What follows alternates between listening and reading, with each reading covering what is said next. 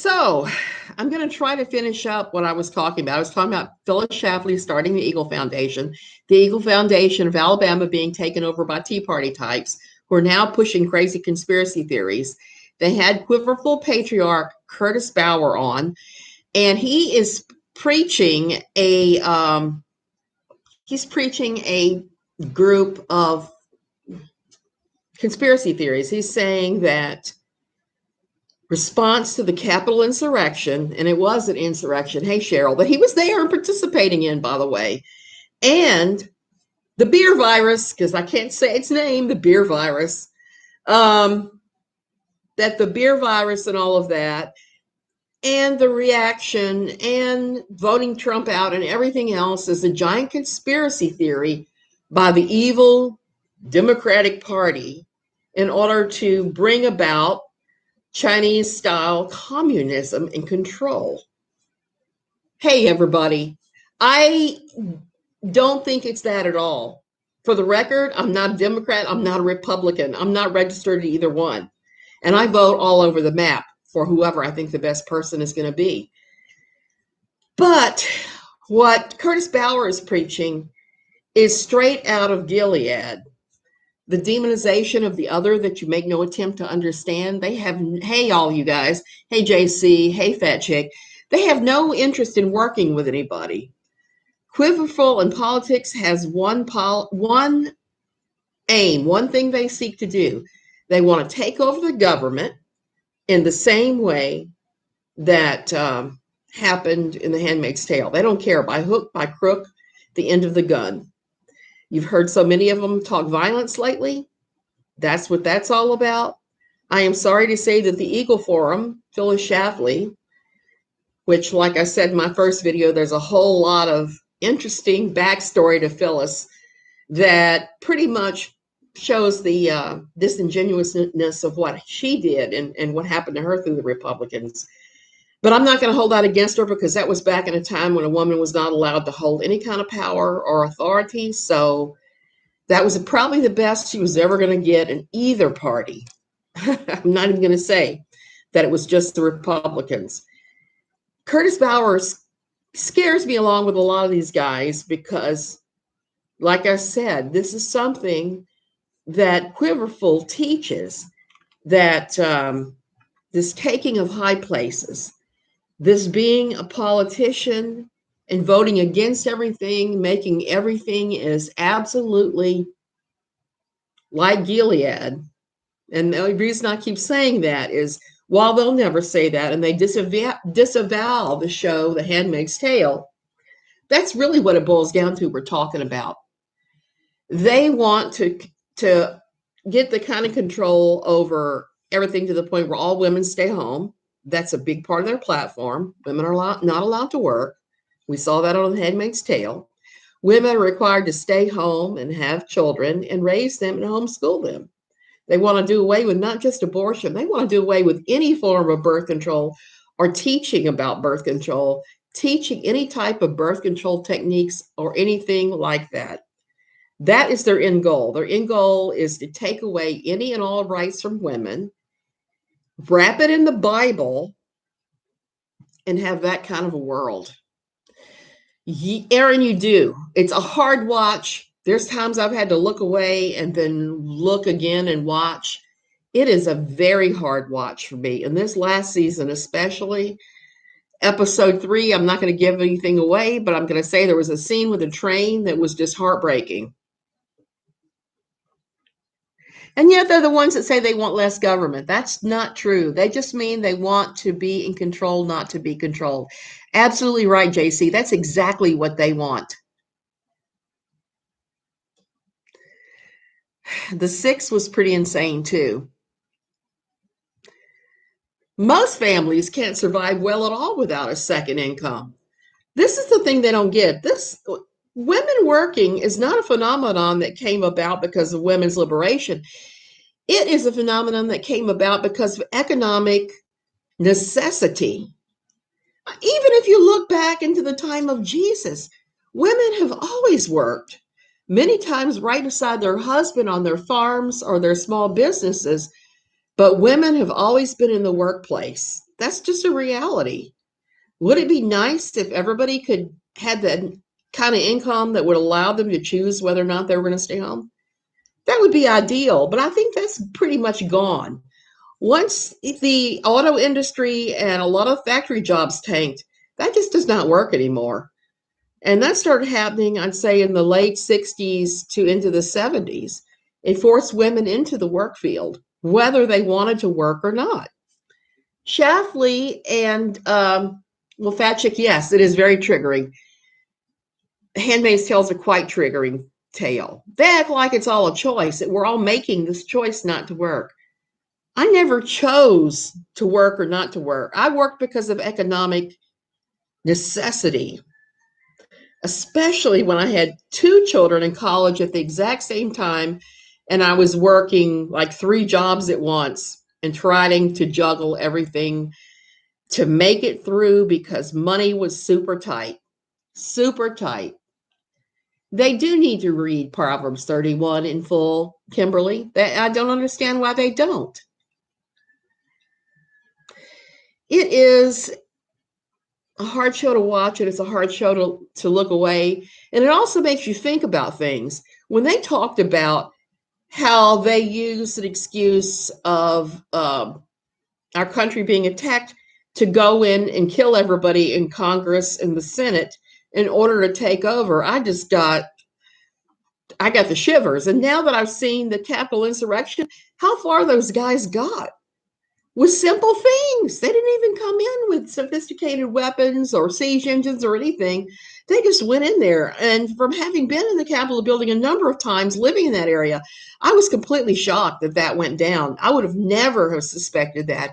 I remember when that went down because I was at a restaurant that used to have a picture of a red octopus outside. I don't even know what it's called anymore. But I'm sitting there and I'm watching this. I'm watching this unfold on my cell phone because people are PMing me, and I'm looking at CNN, and I'm hearing people at the next table from Switzerland, from Germany, from other countries, and they're all saying the same thing I'm saying. It's like, oh my God, how is this happening? Once they get in so easily into these organizations, it wouldn't have taken much for the Capitol insurrectionists to go in there and have executed every single member of Congress and the Senate they could get their hands on, regardless of what side of the aisle they were on.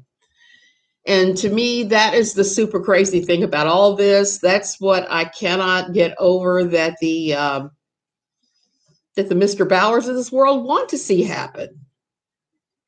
And this is really a shame because until people got so frustrated and started forming these super right-wing, I'm going to call them conspiracy theory groups, there was some working together in Congress and the Senate, which is what we need to do. You can hold an extreme right and extreme left views, but at some point you're going to have to compromise and meet in the middle. You can't get everything you want. You get what you need, if you quote the Rolling Stones. So the book is good. The book is very good. The second book, the companion piece to The Handmaid's Tale, both the show and the book was really good. I read it last year. I think I'm about to go back and reread both books. I need a reminder primer of everything that has gone down and the dangers of what could be going down if you do not stamp out this misguided, unpatriotic patriotism. Cheryl, that is the reason that I moved to Costa Rica. I didn't move to the Netherlands. I moved to Costa Rica. A, it's warm, there's beaches, and I'm in love with the sea. But B, I wanted to get away from all the craziness. I was at a function the other day where some of the Americans here were talking about how they miss having their guns, how they would like to have oodles of guns here. Here, it's not possible. They don't allow you to do that. To even get a permit is difficult and quite costly, as well it should be. Not everybody and their brother should be running around with anything more than a hunting rifle. I have no problem with people hunting, but if you need something that's going to turn somebody into ground round, you really don't need that. You can't hunt with it. If you're law enforcement or military, that might be one thing. But the average Joe, no, I don't think so. Hey, Rena Roo, I am just ranting about the political system and the Quiverfull have tried to manipulate it. One positive thing, though, is Jim Holt lost. He's won and he's lost. Jim Bob Duggar has lost when he's run. Now, we have some ones that are super crazy out there pushing the Quiverfull agenda that the media is making look super crazy, whether they are or not, just quoting them, just quoting the things they're saying. So I'm thinking that this is either going to get, I think it's going to get a lot better, and these people are just going to disappear off the political stage. But I'm not entirely sure because things can happen, and they do sometimes gain traction with the conspiracy theories. Yeah, it's yeah. Watch part one because I talked about the history of Phyllis Schlafly and the history in Quiverfull, where they preach that we are to take high places, that we are to overtake the government in every way, shape, and form. We are to overtake the hearts and minds of everybody using entertainment. They used to preach and prophesy that all these Christian filmmakers would rise up and take over Hollywood, that Christian writers would come along, that all that would happen and happen soon, and that God was placing all these people in place. Well, I can tell you right now, it's 20, 25 years later after that proclamation, and it hasn't happened. And I don't think it's going to happen. At least I hope not, because what they are wanting right now, like I said, this is why I keep talking about the Handmaid's Tale. They want a Gilead where only they are in power, and the rest of us are maids, or prostitutes, or these are soldiers that we're under their command. And if you utter a word that is slightly defiant at all, kapow, that's what they want to be able to do. Cheryl, I love that. I just saw a Dutch Karen get a €100 ticket for not wearing her mask on a train. The only thing I don't like about Costa Rica is they're very lackadaisical about enforcing laws here. The policia here, they're not real good. Example, the church my husband goes to, nobody masks. My husband masks. When I'm there, I mask. I have a handful of friends that have all kinds of health issues, like myself, that mask.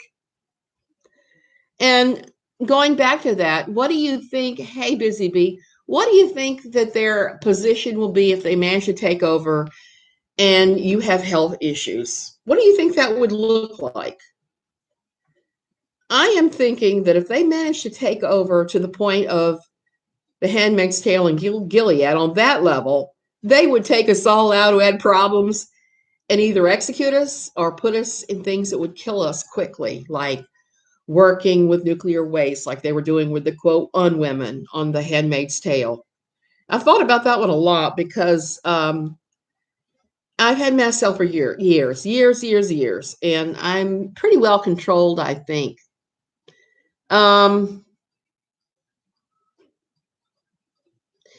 I know religion is as powerful though, Cheryl. It has this more balanced, I think, in Europe between public, private, and the religious world. And I think that's what it needs to be here. But I think that they've gotten so completely out of balance.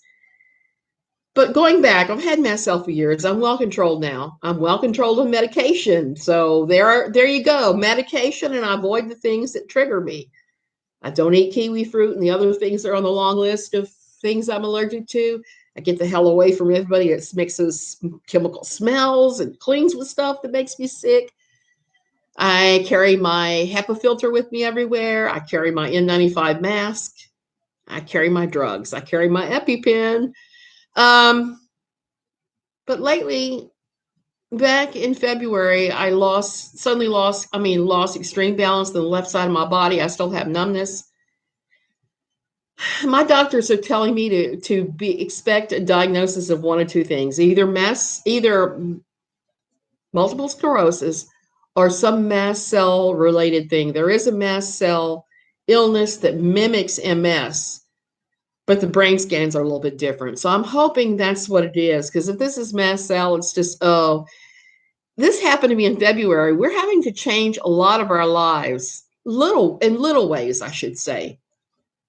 Jim, my husband, had them come in and put raised garden beds for me so I can continue to garden through being sick with this, whether it comes or goes or whatever. Oh, good, JC. I'm glad. I love your Handmaid's Tale videos. I do watch them. And we're likely going to put in a sidewalk around them so that if something happens and I do end up not being able to walk, at least on crutches or in a wheelchair, I can get from bed to bed. We've put in things like that now. I've got a big non-slip mat in the shower now that I need because I cannot maintain balance enough to shower. I fall down in there if I don't have it. I have a pile of new bath mats. I put those out because I have to stand there. If I get out on the tile floor, it's zoom. I'm sliding all over the place. So you have those things happen to you. They are seen as interchangeable and disposable. As long as they can cook, clean, and have sex. You got that right. You have got that right, fat chick. So we're making these changes. I cannot help but contrast that. Oh, yes, he's very supportive, Cheryl, and that's awesome. The thing is, in fact, they put a big sidewalk around the place where I keep all my gardening supplies. The sink that I do all my repotting, they did that already, and that has made a difference. It allows me to keep on gardening and fooling with my plants without falling down. Now it's just got to be the other sidewalks. I got to go out there and pick up trash out of the yard that I'm tripping over that they left, like little wood cuttings and things. But anyway, long story short, I think back to my time in Quiverfull. I had a friend that had MS and watched it progress with her through the years, watched her get sicker and sicker.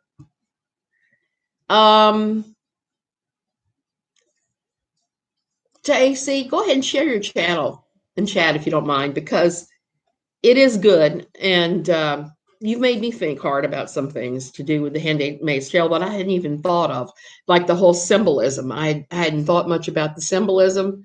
Was too distracted thinking about the symbolism on Game of Thrones, which I'm rewatching and noting all the symbolism that I missed the first time.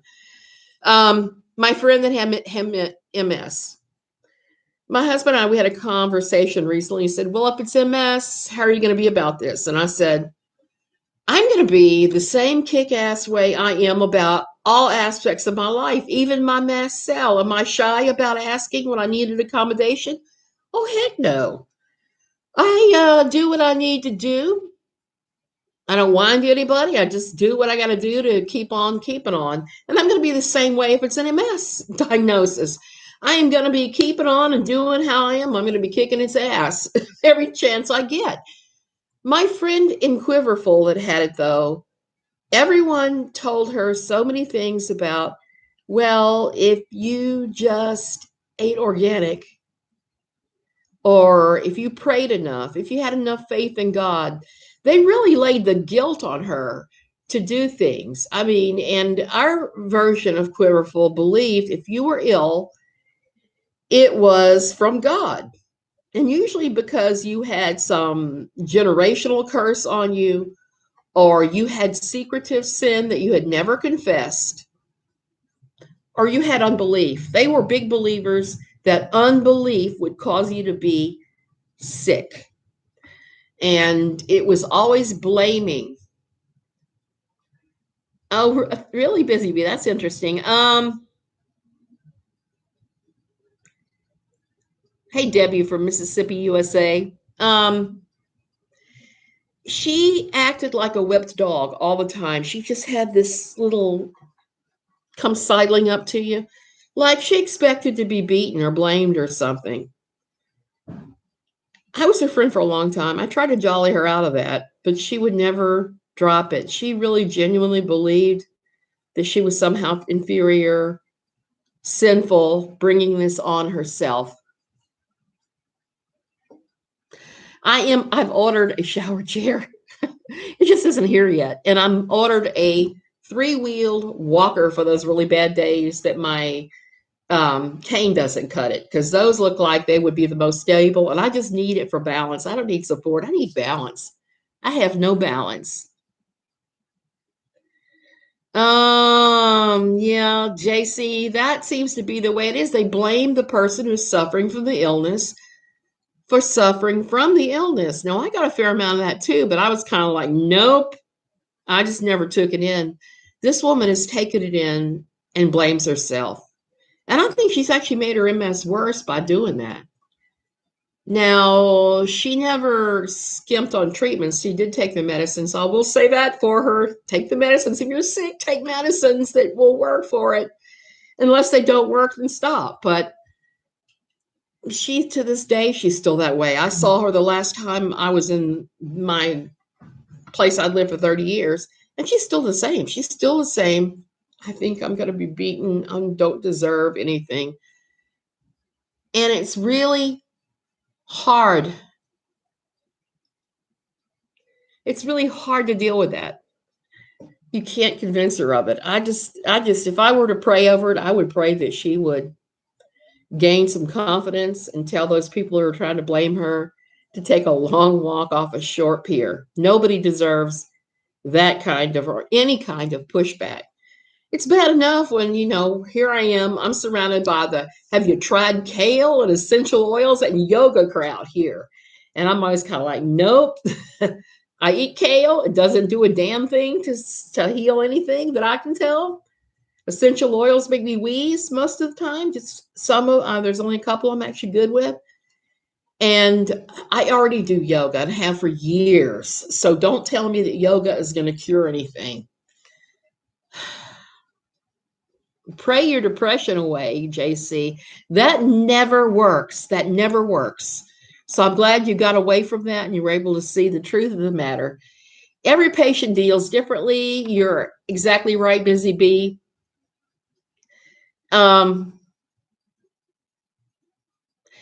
They don't believe in modern medicine. Some of them do sneak away and use. Our pastor, he would stand up and say, if you're sick, go to the doctor. And there would still be all this buzzing about how illnesses came straight from the pit of hell and it was your problem.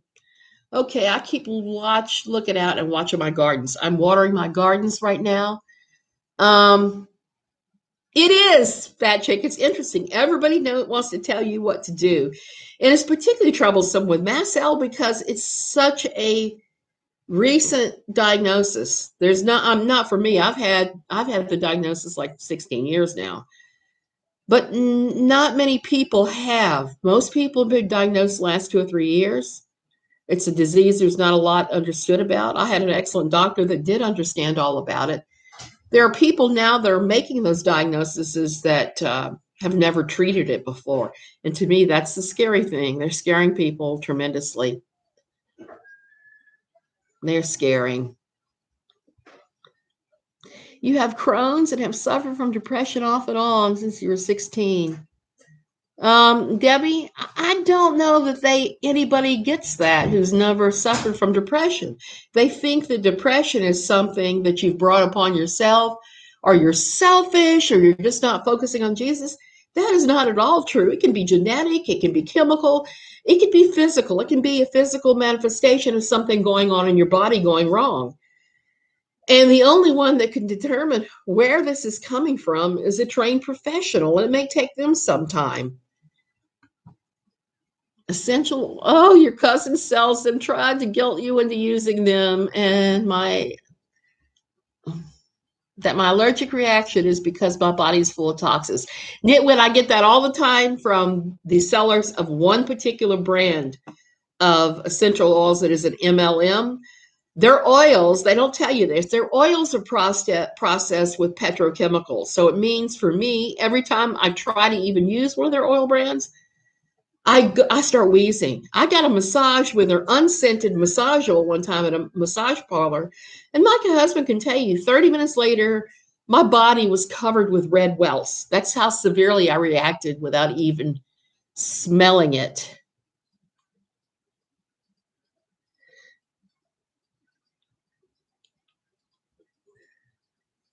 Cheryl, that is awesome.